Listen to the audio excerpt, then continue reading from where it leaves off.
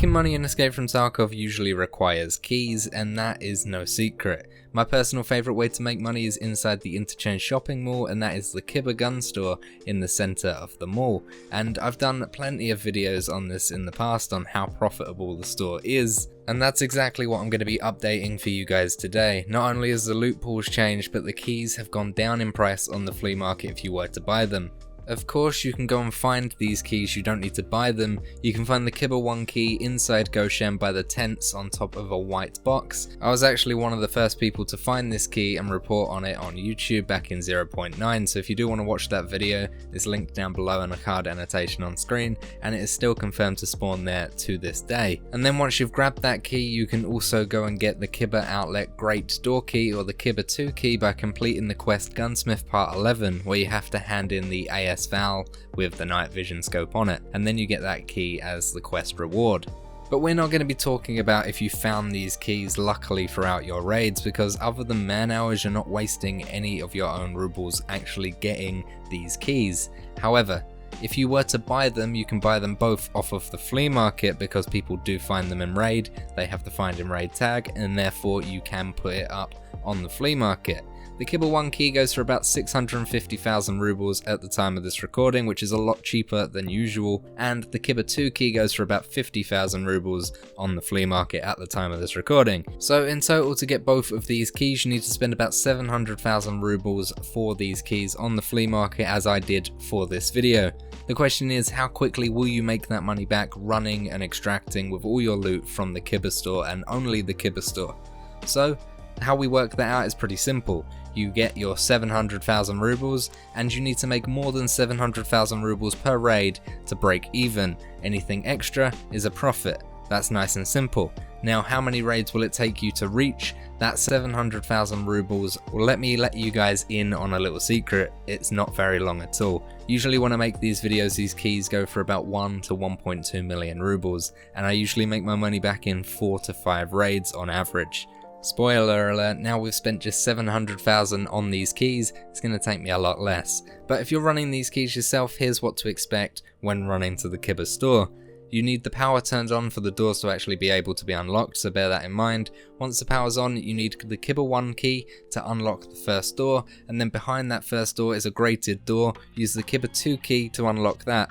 As soon as you start unlocking that, the alarm in the KIBA store will sound, and if Killer is not dead in the area, or if he hasn't spawned and he's just sitting around there, he will sprint to the KIBA store, so be wary of that. Once you're inside and you turn straight to your left, you will see a mannequin up against the wall, and that mannequin can spawn an Untar armor, a Gem 4 high mobility kit, or a Sphere S armor, so that's quite a nice find as well.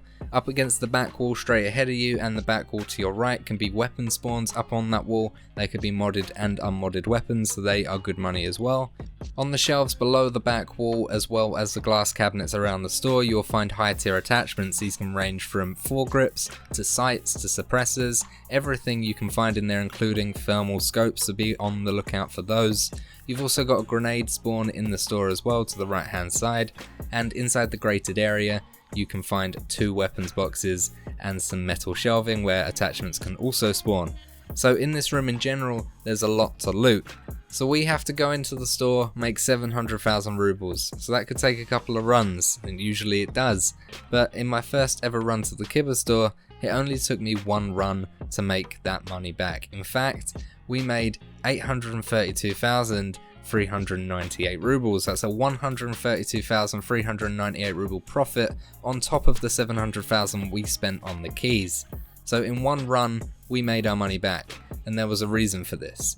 We found an MPX on the wall, and that in itself gave me a couple of 100,000 rubles purely because it had the M7A1 PDW stock on it, and that itself goes for 100 to 120k on the flea market alone. It also had a Shift foregrip on it and a few other high tier attachments. The Shift foregrip, for example, goes for another 85,000 rubles on the flea, and that paired with an AK-103 with a few different attachments on it, as well as a HHS optic, a few lasers, 3 different types of suppressors, a 50 round MP5 mag, a 60 round AK mag, and other high tier attachments. We did make our money back, as I said. Now, if it wasn't for the flea market, we would be making nowhere near this amount because people need to pay extortionate amounts for certain items apparently. So it is because of the flea market that I made so much money so quickly, and I recommend you do the same. Everything that you pull out of raid will have a find in raid tag on it because you've survived, you've looted a shit ton. Even if you don't kill anything, you've still got a survived status. And that means everything can go on the flea market itself, and if you've got items that are needed for later on quests like mechanics, gunsmiths and all that sort of stuff that you don't need, like the M7A1 PDW, it can give you a large amount of profit. So price up everything you can and put it on the flea market. If there's stuff that won't make a difference, then sell it to traders, and sell it to traders in this order. If you can sell anything to therapist, then do so because she buys it for the most money, and then sell to mechanic and ragman. Don't bother selling to skier like you used to because he isn't that great with the whole money thing anymore. He's not that nice to me. So just sell to mechanic and Jaeger and therapist. And also don't forget that you can quickly disassemble all of your modded weapons just by right clicking on them in your stash or in your backpack and clicking the disassemble button. That will make everything just stripped down to bare bones, and that will maximize your profit whether you're selling parts to the flea market or selling parts to traders. It will make more money than selling the weapon itself. So it's clear that the MPX was the true MVP of that run. It made us the majority of our money just for the attachments it had on it. But honestly, I could leave the video here and say yes, it's worth it, you can make your money back so quickly, but I'm not going to do that. I'm going to prove it to you by running again to make my money back twice more, and that will give you a free round average to see how many runs it takes on average to make 700,000 rubles back. So in our next run we didn't quite make the amount of money needed, we made 100,000 rubles less, we made 606,072 rubles. And that is based on having found NVGs. We found the N15 NVGs, we found 2 Troy combo handguards, we found a 50 round Glock mag, and 3 different types of suppressors. We found the Alpha 9, the Gentech 1, and the Rotor 43 762x54. We also found an AK-105 that was pretty modded out, and from there we found the advanced buffer tube, that was the red one, that gave us pretty good money as well. We found a 75 round AK mag, and just a few high tier attachments. So that's what brought us our 600,000 rubles. So still a lot of money, but not the 700,000 rubles needed to break even. So we ran again. And in this next run we only needed to make 100,000 rubles roughly to make our 700,000 rubles and break even, but we actually made 564,751 rubles in this run.